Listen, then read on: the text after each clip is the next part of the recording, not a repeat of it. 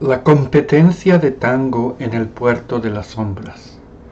A veces pienso que nada de esto ocurrió, que todo fue un espejismo nacido de noches demasiado largas y de esa humedad obstinada que vuelve borrosos los contornos del puerto de las sombras. Pero cuando camino por Córdoba Street y escucho el crujido viejo de los adoquines, como huesos que me reconocen, entiendo que la historia no terminó, que sigue latiendo en algún pliegue del tiempo, en algún rincón oscuro del alma.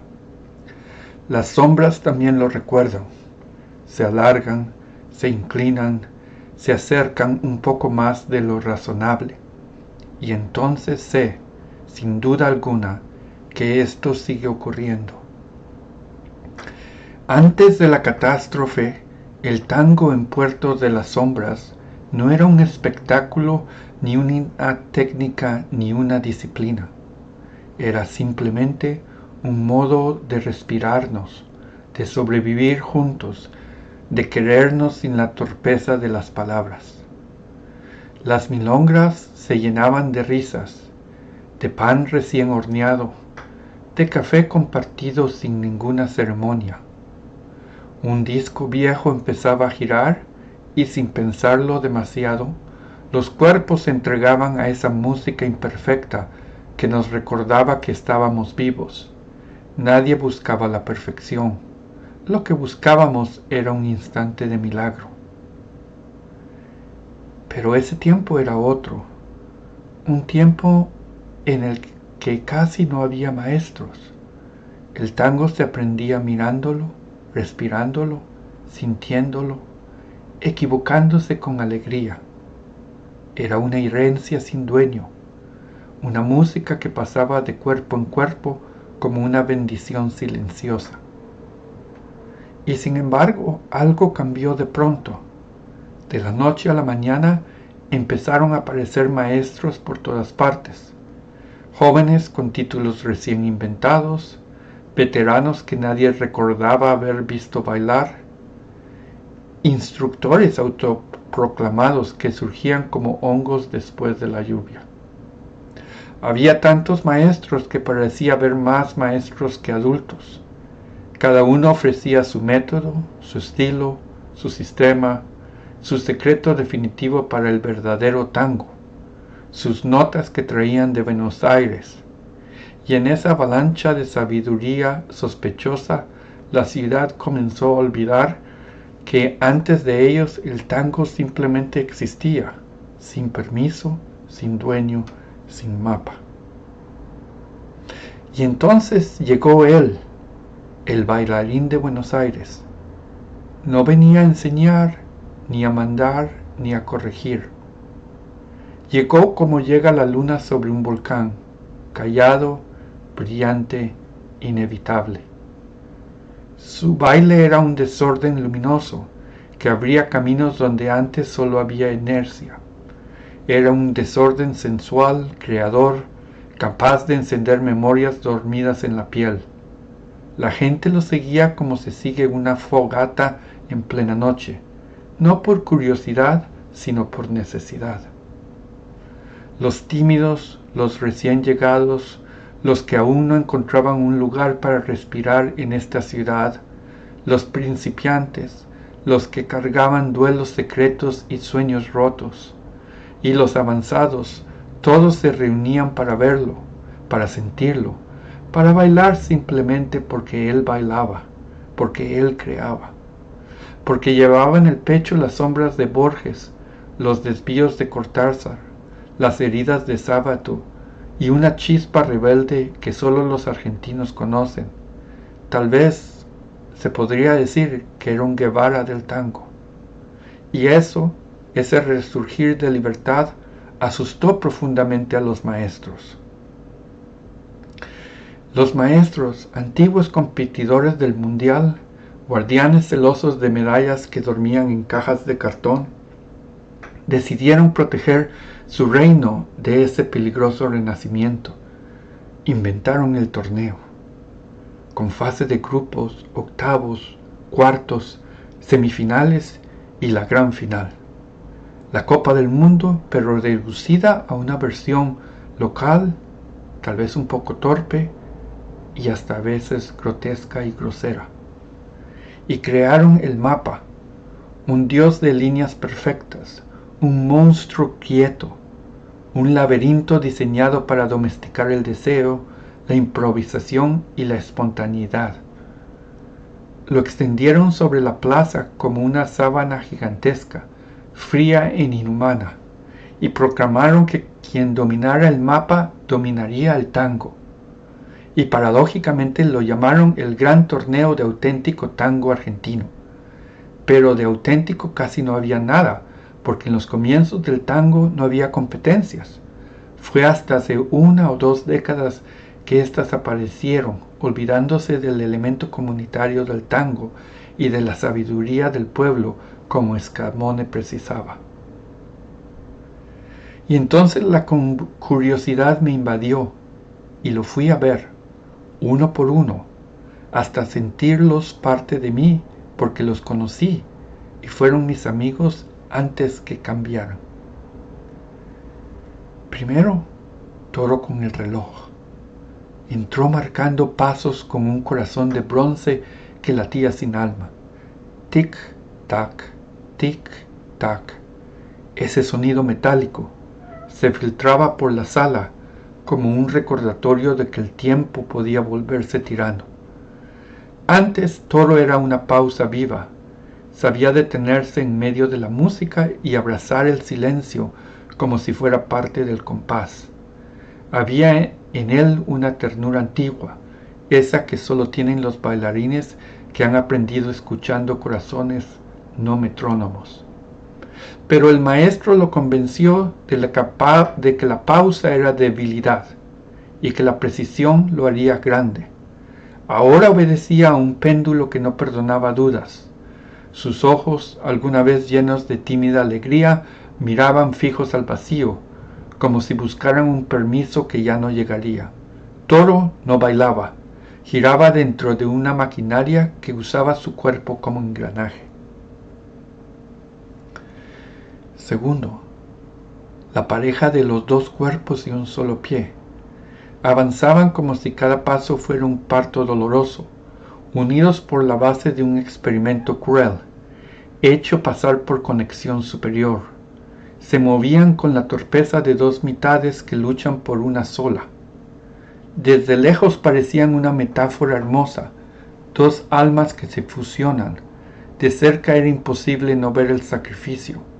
Su abrazo era firme, sí, pero no por amor. Era el abrazo de quienes saben que si se sueltan caerán de inmediato.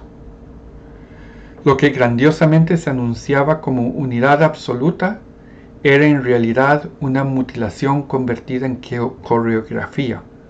Sus ojos revelaban la verdad. Cada paso que daban los alejaba un poco más de sí mismos. La mujer de las 8 piernas era uno de los espectáculos más dolorosos del torneo. 8 maestros habían reclamado una parte de ella. 8 estilos la atravesaban como corrientes contrarias dentro de un mismo río. Sus piernas se movían con voluntades independientes. Una quería adornar, otra saltar, otra detenerse un instante, otra simplemente huir del escenario. Desde lejos era fascinante, casi hipnótica, pero cuando más observaba, más evidente se volvía la tragedia. No era una bailarina compleja, era una mujer despedazada en direcciones opuestas. Su torso buscaba la estabilidad, su rostro pedía descanso, pero las piernas seguían guerreando entre sí. Había tomado miles y miles de clases, que no sabía cuál empezaba y cuál terminaba. Verla bailar era presenciar una batalla interna convertida en danza. El bailarín de madera, el cuarto. Ícaro, mi amigo. Ícaro, mi hermano. Ícaro, el que antes temblaba de nervios y ahora ya no sabe detenerse. Mi hermano de tantas noches en que el tango nos salvaba del frío y del silencio.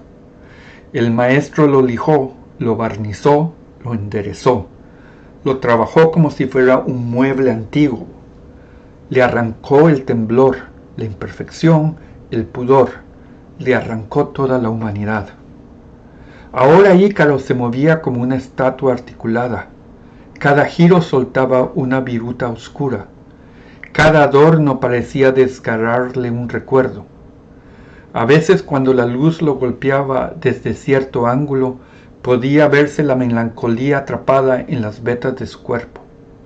Seguía bailando, seguía obedeciendo, porque ya no recordaba que una vez había sido libre. La quinta, la mujer con cabeza de caballo. Era hermosa de una forma inquietante. La máscara de caballo no ocultaba su rostro, lo sustituía. Se movía con porte majestuoso, elegante, casi real, pero algo en su presencia estaba vacío, como si su humanidad se hubiera disuelto, en la perfección rígida que su maestro le exigía. Su abrazo era marmóreo, sus pasos porcelana. No había calor en su cercanía, solo el eco de una figura diseñada para impresionar. Su rostro, esa cabeza de caballo tan bien elaborada, no escuchaba, no respondía, no sentía. Era una imagen sin alma, una belleza construida para mirar, no para vivir. El sexto, el hombre de los pasos incontables. Había estudiado tanto, absorbido tanto, repetido tanto, que ya no sabía quién era. Cuando daba un paso, 3 sombras lo seguían desfasadas. Una demasiado rápida, otra demasiado lenta, otra completamente desligada de su intención. A veces sus brazos caían en una posición que no reconocía, como si fueran restos de coreografías ajenas. Era un archivo humano lleno de movimientos prestados. Bailaba entre sus propios ecos, y ninguna de sus versiones le pertenecía. La séptima, la competidora sin sombra, era delicada, precisa, casi ingrávida, pero su sombra llegaba siempre, un segundo tarde, como si dudara de su destino, o como si quisiera escapar de la coreografía impuesta. Ella bailaba con belleza, sí, pero no con libertad. Cada paso llevaba consigo un temblor imperceptible, una pregunta sin respuesta. Era la duda hecha cuerpo, la tristeza convertida en movimiento, una bailarina que avanzaba sin ser seguida por sí misma. La octava pareja, la pareja de los espejos vacíos. Y entonces entraron ellos, la pareja más inquietante de todo el torneo. No tenía rostro, sino espejos pulidos donde debería vivir la piel. No reflejaban al público, ni a los maestros, ni siquiera la luz del teatro o de la milonga. Reflejaban únicamente el vacío. Cuando se abrazaron, sus espejos se enfrentaron como 2 lunas sin destino, 2 superficies frías buscando un alma que no aparecía. Bailaban con una perfección que daba miedo. Sus torsos se deslizaban como maquinaria fina.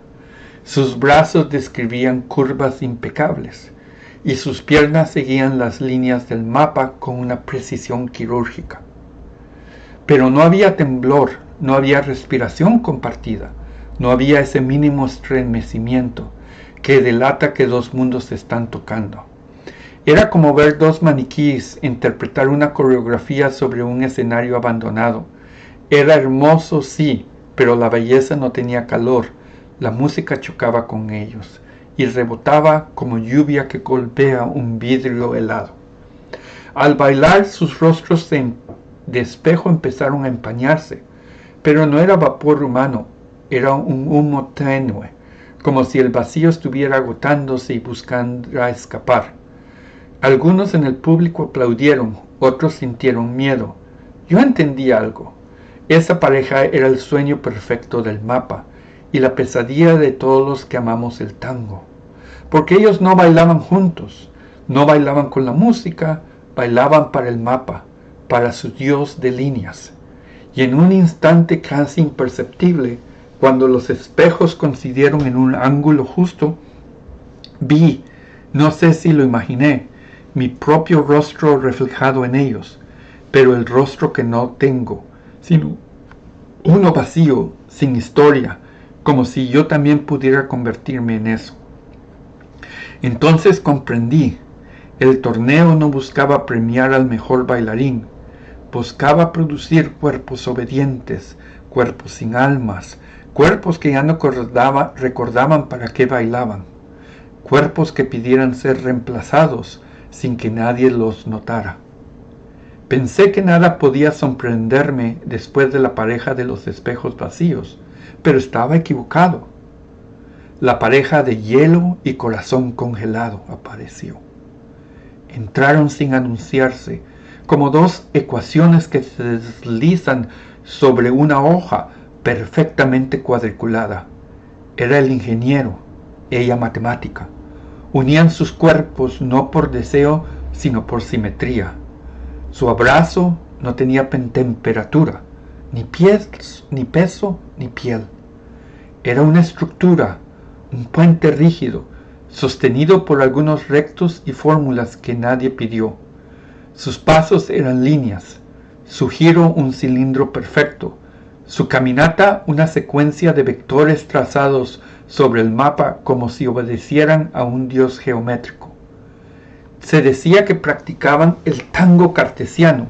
Primero pienso, luego bailo, o tal vez, primero calculo, luego siento, pero el segundo verbo casi nunca aparecía.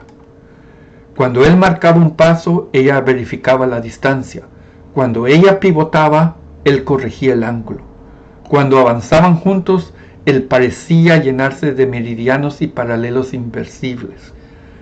No sudaban, no temblaban, ni siquiera respiraban al mismo ritmo de la música. Su tango era un diagrama, una demostración, una tesis sin corazón. Y sin embargo, el público no podía dejar de mirarlos. Había una belleza trágica en su precisión, una crueldad silenciosa en su armonía congelada. Eran perfectos, tan perfectos que estaban muertos. Dos cuerpos exactos, dos almas ausentes, una danza sin vida.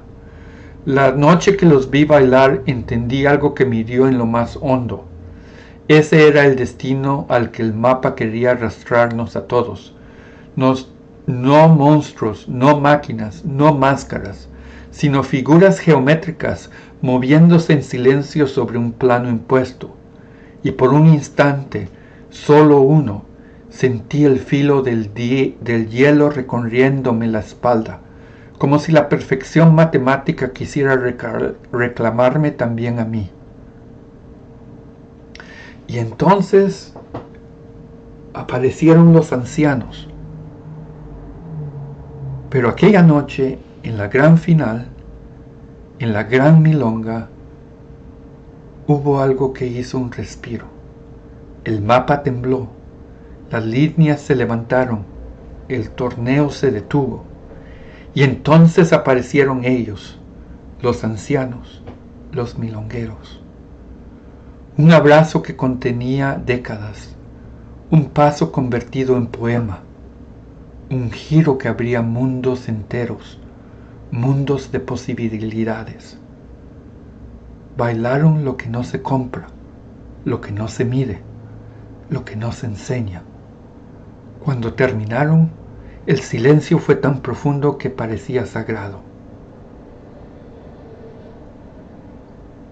Y por un momento creímos que aquellos ancianos habían liberado al tango, que el mapa había muerto, pero nos equivocamos. El mapa volvió, primero en fragmentos dispersos, luego en maestros repetidos, copias imperfectas de sí mismos. Y una noche descubrí que ya no estaba fuera, que el mapa estaba escribiéndose en mi piel. Curvas, flechas, ochos diminutos, una cartografía que avanzaba suave y cruel. Los sueños que se volvieron laberintos con pasillos que se repetían, espejos que borraban mi rostro, un doble mío bailando pasos que yo jamás había aprendido. Yo quería detenerme, pero mi doble seguía, el otro yo, y seguía, y bailaba, fuera de mí, pero el otro yo seguía bailando. Pero hay algo que el mapa tal vez jamás podrá borrar. Mis noches de luna en Guatemala, la luz derramándose sobre los volcanes, el olor a mango abierto y tierra mojada, las chicharras vibrando como si anunciaran la creación del mundo. Recuerdo a mi padre escuchando tangos en la radio vieja, sus deseos marcando el compás sin saberlo. Recuerdo a mi tío cantando con una voz rota y sensual, una voz que arrastraba la tristeza como si la acariciara. Recuerdo a mis vecinos bailando descalzos en el patio de tierra, sudados, vivos, abrazados sin técnica, pero con toda la verdad del mundo. Cada vez que regreso a esos recuerdos, algo en mí arde, respira, se revela. En mi corazón, en mi memoria, en mi Latinoamérica. Recordándome que el tango nace del cuerpo, no del control, de la luna, no de los diagramas, de la sensualidad del estar vivo, no de la perfección del metal. Y así sigo, con el mapa escribiéndose en mi piel y mi infancia escribiéndose en mi alma.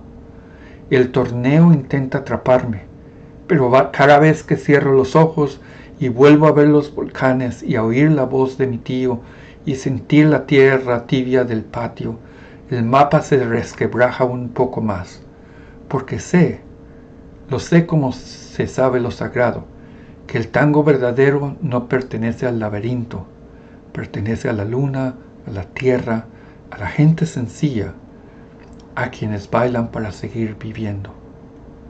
Yo no soy un hombre que baila, soy un dibujo que se mueve, pero también soy un niño bajo la luna, escuchando tangos en la radio, bailando sin saber que bailaba, en la Latinoamérica, en la Guatemala que aún me sueña.